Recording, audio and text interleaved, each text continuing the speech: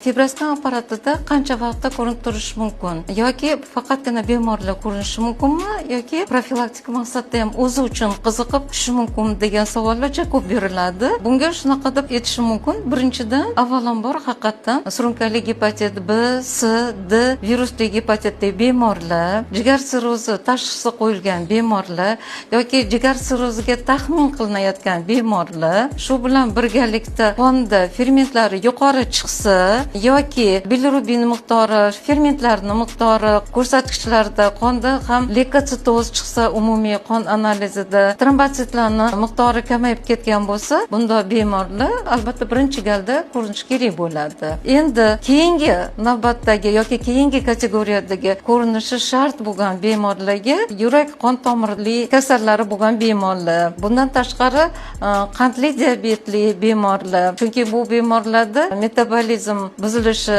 ya'ni uglevodlar, yog'larning almashinishi buzilishi hisobiga ko'proq jigarda yog' to'plangani hisobiga qotish ketadi.